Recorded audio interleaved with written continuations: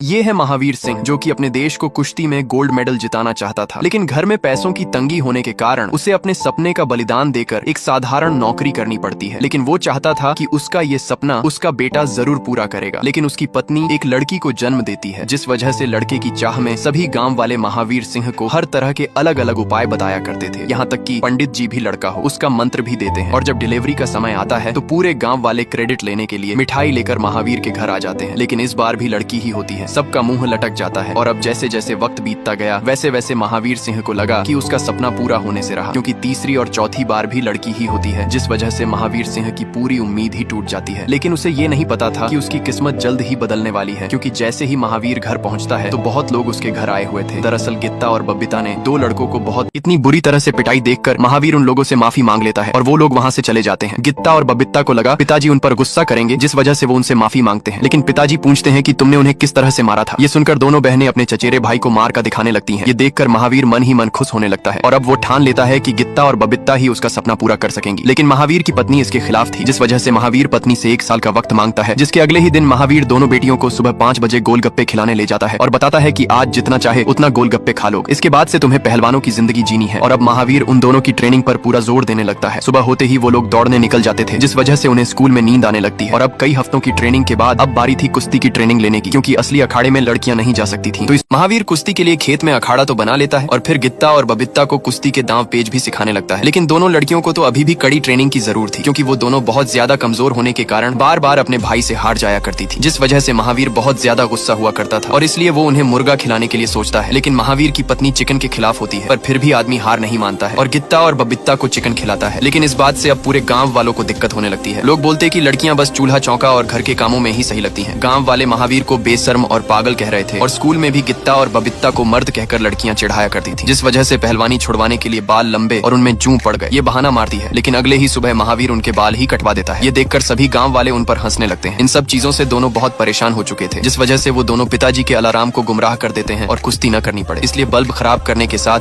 चोट लगने के बहाने के साथ गित्ता और बबीता जानबूझकर भाई से हार जाया करती थी। ये देखकर महावीर बहुत ज्यादा गुस्सा होता है, पर उसके भी हाथ बंधे हुए थे और अब दोनों को लगा कि पिताजी उनसे अब कुश्ती नहीं करवाएंगे, जिस वजह से रात में ही गित्ता और बबीता तैयार होकर अपनी सहेली के घर उसके मेहंदी के रस्म में जाते हैं। पूरे गांव में खुशी का माहौल था। सभी लोग खूब मजे से नाच गाना कर रहे थे। लेकिन जब सब लोग नाचने में मग्न थे तो तभी वहाँ पर महावीर आ जाता है, जो कि गित्ता को नाचते हुए देख लेता है और वो लड़के को एक झापड़ लगाकर गुस्से में वहाँ से चला जाता है। जिसके बाद गित्ता, बबीता, उनका भाई और उसकी सहेली एक कमरे में बैठे हुए थे, क्योंकि अब उन दोनों को अपने पिता से नफरत होने लगती है, क्योंकि वो जैसा चाहती थी वैसा नहीं हो रहा था। वो कहती है कि भगवान किसी को भी ऐसा पिता न दे। ये सुनकर उसकी सहेली कहती है कि तुम्हारा पिता कम से कम तुम्हारे बारे में सोच तो रहा है। यहाँ मेरा पिता मेरी मर्जी के बिना शादी करवा रहा है, उन्हें मेरी जरा भी फिक्र नहीं है, लेकिन तुम्हारे पिता को तुम्हारी चिंता है। ये बात सुनकर गित्ता और बबीता की आंखें खुल जाती हैं, जिसके अगले ही दिन से वो लोग खुद ही जल्दी उठकर तो लोग खुद ही पूरी जी जान लगाकर कुश्ती की ट्रेनिंग करने लगते हैं। दोनों बहनें हर रोज पूरा जी जान लगाकर गांव वालों को अनदेखा करके अपने प्रैक्टिस पर ध्यान देने लगती है। और अब तो गित्ता अपने भाई को बहुत बुरी तरह से कुश्ती में पछाड़ दिया करती थी। ये देखकर महावीर समझ जाता है कि गित्ता कुश्ती के लिए तैयार हो चुकी है और इसी वजह से महावीर रात में तय करता है कि कल वो लोग रोहतक में दंगल करने जाएंगे और अगले ही दिन वो लोग रोहतक के लिए निकल पड़ते हैं। लेकिन जब नाम लिखाने की बारी आती है तो वो लोग लड़की का नाम लिखने से मना कर देते हैं, क्योंकि दंगल सिर्फ लड़कों के ही बीच किया जाता था, जिस वजह से महावीर उन लोगों से झगड़ा करके चला जाता है। पर तभी बंदे का साथी बताता है कि अगर लड़की लड़के से दंगल लड़ेगी तो इसमें हमारा ही फायदा होगा, क्योंकि पहले कभी भी किसी ने ऐसा दंगल नहीं देखा होगा। ये फायदा देखकर गित्ता का नाम लिख लिया जाता है, जिसके साथ पूरे रोहतक में भी ये ऐलान कर दिया जाता है कि जल्द ही लड़के और लड़की के बीच दंगल होने वाला है। ये खबर सुनकर अगले ही दिन पूरे गाँव दंगल देखने के लिए बवाल करने लगते हैं। पूरा मैदान खचाखच भर चुका था और कुछ लोग तो ये सोच रहे थे कि लड़की कितनी देर तक टिक पाएगी। जिसके बाद गित्ता को बुलाया जाता है और उसे किसके साथ दंगल करनी है वो बंदा चुनने के लिए कहा जाता है। सब लोग लगा कि गित्ता कमजोर लड़के को चुनेगी, लेकिन वो सबसे मजबूत बंदे को चुनती है। ये देखकर सभी की फटकर 4 हो जाती है, जिसके थोड़ी ही देर बाद दंगल शुरू होता है। दोनों ही खिलाड़ी अपना पूरा जोर लगाकर खेल रहे थे, लेकिन गित्ता पहले ही राउंड में बंदे को बुरी तरह से बाहर फेंक देती है, जिस वजह से वो हाथ मारता है, पर उसे वार्निंग दे दी जाती है और फिर से दंगल शुरू किया जाता है। दोनों ही खिलाड़ी अपना पूरा जोर लगाकर एक दूसरे को हराने के लिए दांव पेच लगा रहे थे, लेकिन अंत में बंदा गित्ता को हरा ही देता है। सभी को दंगल में खूब मजा आया था, जिस वजह से गित्ता को 50 रुपए का पुरस्कार मिलता है। गित्ता अपनी हार पर पिताजी से माफी मांगती है, लेकिन पिताजी उसकी हार से भी खुश थे। और जब रात होती है तो गित्ता पिताजी से अगली दंगल लड़ने के लिए अब एक दंगल हारने के बाद गित्ता अगला दंगल लड़ने के लिए कहती है, जिसके बाद से गित्ता एक से एक आस पास में हो रहे दंगलों में हिस्सा लेती है। और पिताजी के अच्छी ट्रेनिंग के वजह से गित्ता हर खिलाड़ी को बहुत बुरी तरह से चित कर दे रही थी, जिस वजह से पूरे रोहतक में गित्ता का नाम छा जाता है। लेकिन गित्ता ही नहीं बल्कि बबीता भी अब तो दंगल में खुद जबरदस्त प्रदर्शन करती है और और वो भी कई दंगल जीतती है। मानो कि महावीर का सपना अब सच हो रहा था। लेकिन अब महावीर चाहता था कि वो गीता को नेशनल के लिए तैयार करे, लेकिन नौकरी से छुट्टी के साथ उसे थोड़े पैसों की भी जरूरत थी और दोनों ही चीजें उसे नहीं मिल रही थी, जिस वजह से महावीर खुद ही घर में गद्दों की मदद से गीता को नेशनल दंगल के तौर तरीके बताता है। और नेशनल दंगल जमीन वाले दंगल से बिल्कुल अलग होता है, जिसके ही साथ महावीर ये भी बताता है कि उसमें केवल 3 ही राउंड होते हैं और जो भी 2 राउंड जीत जाता है तो वो पूरा खेल ही जीत जाता है। लेकिन यहाँ पर भी एक बुढ़ा बोलता है कि गीता का वजन कम है, पर जब खेलने की बारी आती है तो गीता एक एक करके सभी लड़कियों को कुत्ते की तरह पटक पटक हरा रही थी और सब जूनियर और अब कई रेसलिंग खेलने के बाद आखिरकार गीता जूनियर नेशनल जीत जाती है। और वक्त के साथ साथ कई सालों बाद गीता भी बड़ी हो जाती है, जिसके बाद भी उसका परफॉर्मेंस बहुत तगड़ा होता है, जिस वजह से वो नेशनल गोल्ड मेडल भी जीत जाती है और अब पूरे गांव में खुशी का माहौल होता है। लेकिन महावीर कहता है कि अभी भी उसका सपना पूरा नहीं हुआ है, क्योंकि उसे इंटरनेशनल गोल्ड मेडल देश को जितवाना है। और अब इंटरनेशनल रेसलिंग के लिए गीता को आगे की ट्रेनिंग के लिए दूसरे शहर पटियाला के एक इंटरनेशनल रेसलिंग कोचिंग सेंटर में जाना पड़ता है। गीता वहाँ पर चली तो जाती है, पर उनका जो नया कोच था वो बहुत घमंडी था और वो सही तरह से खिलाड़ी को ट्रेनिंग नहीं दे रहा था। और जब महावीर उनसे बात करने जाता है तो कोच बदतमीजी से बात करके उन्हें वहाँ से भगा देता है। महावीर समझ चुका था कि कोच गीता को सही तरह से ट्रेनिंग नहीं दे रहा है और यहाँ पर भी जब से गीता ट्रेनिंग सेंटर में आई थी तो वो पूरी तरह से बदल जाती है। वो ट्रेनिंग में कम और मौज मस्ती में ज्यादा ध्यान दे रही थी और अब तो पिताजी के बताए टेक्निक्स को भी भुला कर जब से गीता ट्रेनिंग सेंटर में आई थी तो तब से वो बहुत बदल चुकी थी। वो ट्रेनिंग में कम दोस्तों के साथ घूमना और मौज मस्ती में ज्यादा ध्यान दे रही थी और कोच की नई नई टेक्निक भी सीख रही थी। लेकिन यहाँ बबीता अपनी ट्रेनिंग पर पूरा ध्यान दे रही थी, क्योंकि जल्द ही वो भी नेशनल रेसलिंग खेलने वाली थी। लेकिन गीता अब तो इतनी बिजी हो गई थी कि वो घर वालों से कभी बात भी नहीं करती थी। लेकिन तभी कुछ महीनों बाद गीता अपने परिवार वालों से मिलने के लिए जाती है। सब लोग खुश होते हैं और तभी वहाँ पर महावीर आता है और वो गीता की ट्रेनिंग के बारे में पूछता है। गीता कहती है कि ट्रेनिंग में खूब मजा आ रहा है, लेकिन महावीर गीता के लंबे बालों से नाराज था। और जब अगले दिन बबीता लड़कियों को टेक्निक्स बता रही थी तो तभी गीता कहती है कि ये तो पुराना तरीका है और फिर वो अपनी नई टेक्निक्स के बारे में बबीता को बताने लगती है। लेकिन तभी महावीर वहाँ आ जाता है और वो बोलता है कि ये गलत तरीका है। गीता बताती है कि कोच सर ने सिखाया है, जिस वजह से महावीर वो नई टेक्निक जानने के लिए कहता है। और जैसे ही गीता टेक्निक बताती कि उसके पहले ही महावीर उसे उठाकर पटक देता है, ये देखकर बच्चे हंसने लगते हैं। Comment for part